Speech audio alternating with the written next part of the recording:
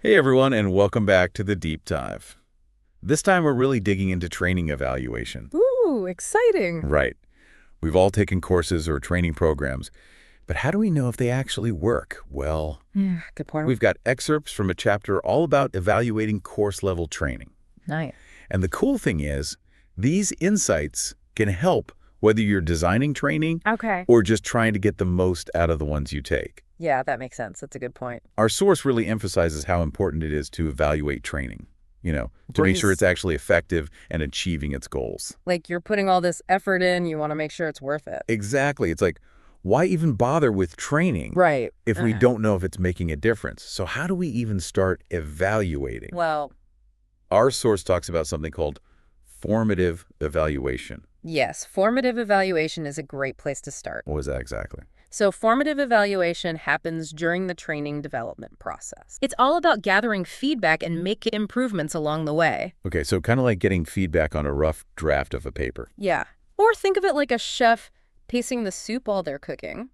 Oh, I like that. They're constantly adjusting the seasoning and ingredients based on how it tastes. To make sure the final product is delicious. Exactly. And our source mentions techniques like pilot tests and observations Okay. to see what's working and what needs tweaking. Interesting. So it's like a trial run Right. before you launch the full training Exactly. You can catch problems early on. and make adjustments before it's too late. Exactly. Now, what about after the training is over? Yes. How do we know if it was truly successful then?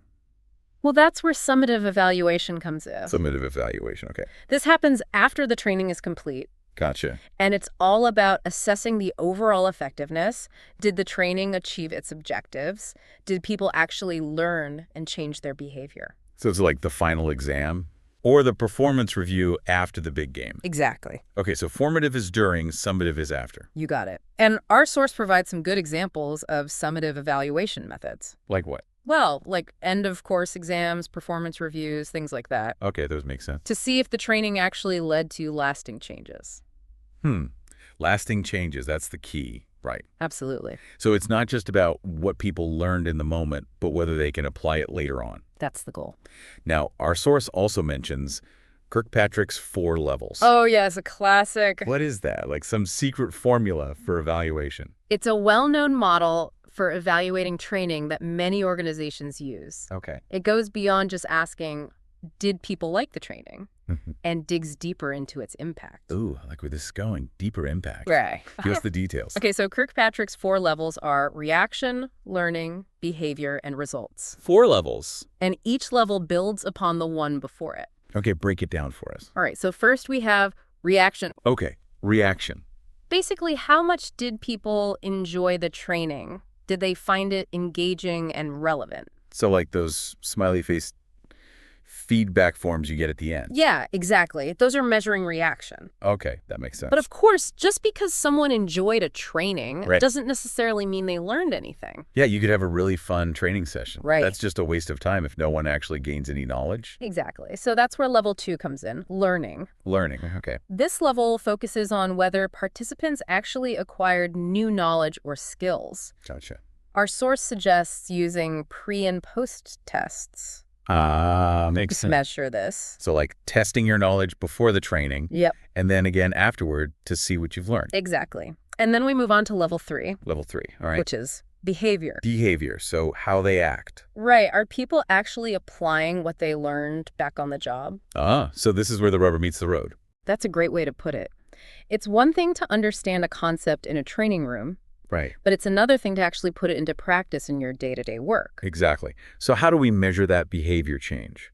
Well, there are various methods, observations, performance reviews, even feedback from colleagues. Okay, so we're looking for real-world evidence Exactly. that the training is making a difference. And finally, we reach level 4, results. Results, the big picture. This level looks at the overall impact of the training on the organization. Okay, so this is where we see if all those individual changes in behavior are adding up to Yes. something bigger. Exactly. Did the training lead to increased productivity, improved customer satisfaction, or a higher return on investment? Right, because ultimately organizations invest in training for a reason.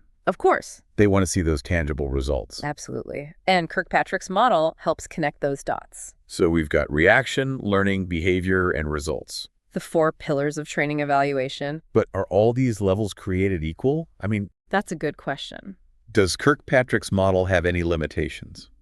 Well, like any framework, it's not perfect. Our source actually provides a handy table that outlines some of the pros and cons of each level. Interesting. For example, measuring reaction is easy, but it doesn't tell us much about actual learning. Yeah, I can see that. You can enjoy a training without actually absorbing any information. Right. And measuring results can be challenging because it's hard to isolate the impact of training from other factors that might be influencing those outcomes. Right. It's not always a direct cause and effect. Exactly. So it sounds like understanding the nuances of each level is important Definitely. for choosing the right evaluation methods. Absolutely. And speaking of methods, our source outlines a whole toolbox Oh, a toolbox. of different tools that can be used. Like what? Give us a sneak peek. Well, we've got things like surveys, observations, simulations, and even portfolios. How many options? Each tool has its own strengths and weaknesses. But the key is to choose the ones that best align with your training objectives and the level of evaluation you're aiming for. This is fascinating. We're getting a complete picture of how to approach training evaluation. Yes, and we're just getting started. I know. But before we dive into those specific evaluation tools and techniques, Okay. let's take a moment to recap what we've learned so far. Sounds good. We've talked about the importance of evaluating training, whether you're the one designing it or participating in it. Right, it benefits everyone involved. We've explored formative evaluation, which happens during the training, The ongoing feedback loop, and summative evaluation, which happens after. the final assessment. And we've gotten a taste of Kirkpatrick's 4 levels, which help us evaluate the impact of training on both individuals and organizations. Reaction, learning, behavior, and results. And remember, this isn't just for professional trainers. That's an important point. Whether you're an employee, a manager, Mm-hmm. or just someone who loves to learn, these principles can help you get more out of any learning experience. Absolutely. Now, after the break, we're going to unpack those specific evaluation tools. Can't wait. Get ready to learn how to evaluate training like a pro. I'm ready. Are you? I am. So, before we took a little breather, we were just about to get into the nitty-gritty of those evaluation tools. Yes. It's time to open up that toolbox and see what we've got. Right. Our source gives us this table packed with different methods, each with its own pluses and minuses. Definitely. Some are really familiar. Like what? Well, those pre- and post-tests we talked about. A classic way to see if knowledge actually stuck. Yeah, those make sense. You're basically measuring knowledge before the training and then after to see what changed. Right, like if you were trying to improve your tennis serve. Okay, yeah. You measure your accuracy before a lesson, Uh-huh. and then again after to see if you got better. Exactly. But our source does point out, a key limitation. Oh. Just because your serve improved in practice doesn't mean you'll nail it in a real match, right? Ah, good point. The pressure is on. Exactly. So those pre- and post-tests don't necessarily tell us about real-world performance. So what can we use to see how people actually apply what they've learned? Well, that's where things like observations and simulations come in handy. Observations. These let us see people actually using their skills in a more realistic setting.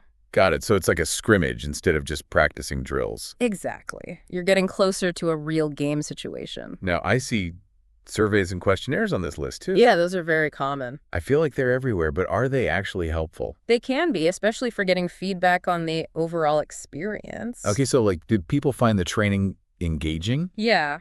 Or if the material was presented in a way that made sense, that kind of thing. But our source mentions that sometimes you run into problems. Like what? Sometimes people's responses can be really subjective, or you don't get enough people to even take the survey. Those low response rates can be a pain. For sure. So you've really got to make sure those questions are clear, unbiased, easy to answer. Yeah, and maybe even offer a little incentive to get people to participate. Absolutely.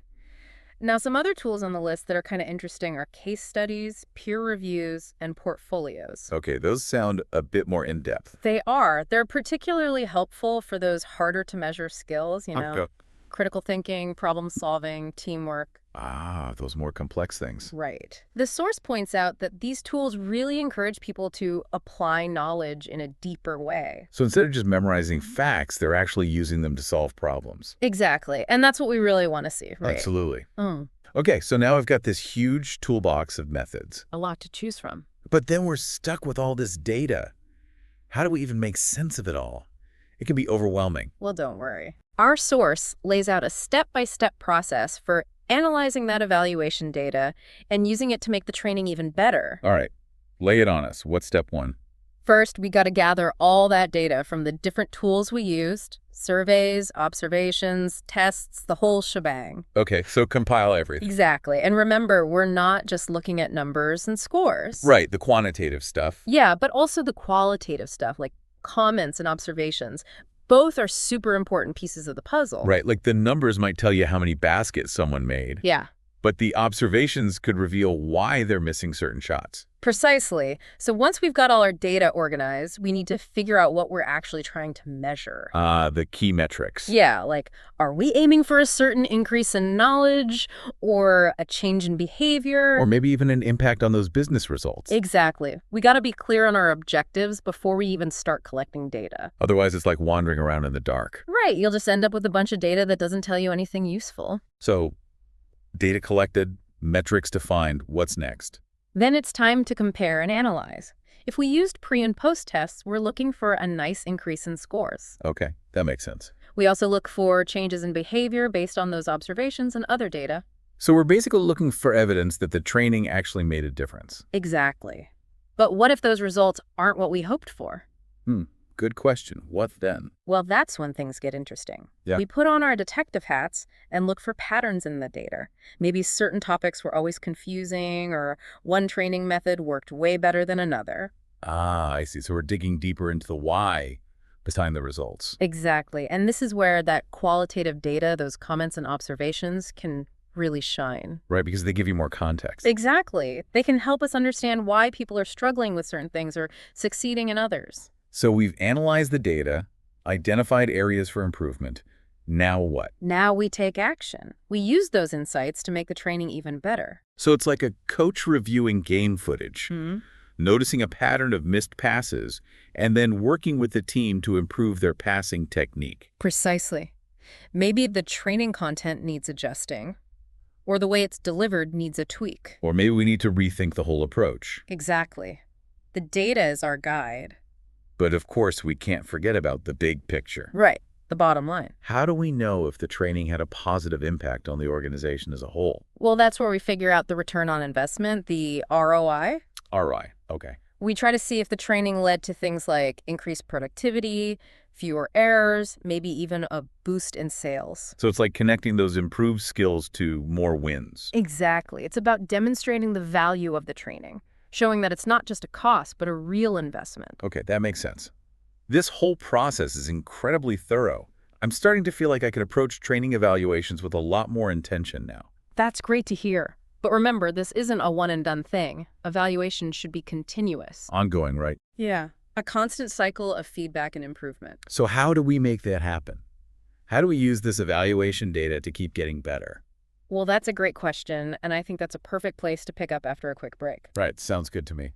Let's take a minute to recharge, and then we'll dive into that continuous improvement piece. Can't wait. All right, so we were talking about using all this evaluation data, not just to assess training, but to actually make it better over time.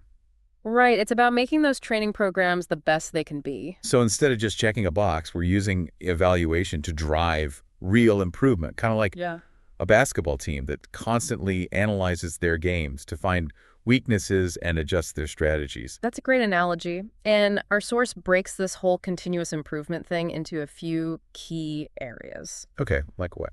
Well, the first one, and it might seem obvious, is identifying areas for improvement. Makes sense, right? You gotta know what to fix. Exactly. But you'd be surprised how often the step gets skipped. I can see how that happens. It's easy to just keep doing things the same way. Especially when you're busy. But that's where the data comes in. Right. The data shows us what's working and what's not. Yeah, by really digging into those scores, the feedback, the observations, we can start to see where the training might be falling short. So maybe there's a concept that people consistently struggle with, or a training method that just isn't very effective. Exactly. Or maybe the training doesn't quite align with what the organization actually needs. So we're not just looking for problems with the training itself, Right. but also making sure it's actually relevant to the big picture. Absolutely. And once we've identified those areas for improvement, Okay. then we can start thinking about how to actually make the training better. So how do we do that? Well, our source talks about things like tailoring the content to different learning styles, creating feedback loops, and even reinforcing what people learned after the training is over. Okay, so we're not just throwing information at people and hoping it sticks. Right. It's about being more strategic and thoughtful in our approach. And recognizing that everyone learns differently. Exactly. And that some people might need more support than others. Now, our source also talks about aligning the training with organizational goals. Oh, yeah. That's crucial. So it's not just about individuals learning new things, Right. but about making sure that learning actually translates into something valuable for the organization. Exactly. So if the goal is to improve customer service, Okay. we need to make sure the training actually equips people with the skills and knowledge to do that. Right. We need to see those skills in action. And that's where tracking key performance indicators comes in. Actually measuring things like customer satisfaction ratings or sales numbers to see if the training had an impact. So we're connecting the dots between individual learning and organizational success. Exactly. And when you can show that connection, Yeah. it makes it much easier to justify investing in training in the future. Right, because you have the data to back it up. Absolutely. But it's not just about the organization. We also need to think about the learners themselves. Right, the people actually going through the training. Yeah, we want to make sure they're having a positive experience and that they're actually engaged in the process. So how do we do that? Well, our source suggests things like promoting active learning, personalizing the experience, and making sure the training is accessible to everyone. So instead of just lecturing at people, we're creating a more interactive and engaging learning environment. Exactly. And we're giving people more control over their learning experience. And of course, making sure everyone has the opportunity to participate and benefit. Absolutely. And all of this feedback we gather from both the learners and the organization can be used to inform the design of future training programs. So we're constantly iterating and improving. That's the idea. The source highlights things like curriculum development, scalability, flexibility, and even exploring new technologies. So we're not just tweaking existing programs, Yeah. but potentially creating whole new ones based on what we've learned. Exactly. And the key to all of this is continuous feedback and collaboration. Collaboration, that's important. Yeah, we need to create a culture where everyone involved in the training process feels comfortable sharing their insights and working together to make things better. It's like a team effort. Absolutely. And when everyone's on board, Yeah. we can create training programs that are truly impactful and transformative. This has been such an eye-opening deep dive. I agree. We've covered so much ground. Right, from the basics of evaluation to those practical tools and techniques. And of course, that crucial continuous improvement piece. I feel like we've given our listeners a really solid foundation for approaching training evaluation in a much more strategic and effective way. Hopefully. Even if you're not a professional trainer, these principles can apply to any kind of learning experience. That's right, whether it's a formal course or just your own personal learning journey. The key is to be intentional, to think about what you want to achieve and how you're going to get there. And to always be asking yourself, how can I make this even better? So, as we wrap up this deep dive, I want to leave our listeners with a final thought. Okay. Think about a time when you had a truly transformative learning experience. What made it so special? What elements contributed to its success? Share your thoughts with us on social media or on our website. We'd love to hear from you. And until next time, keep learning, keep growing, and keep diving deep.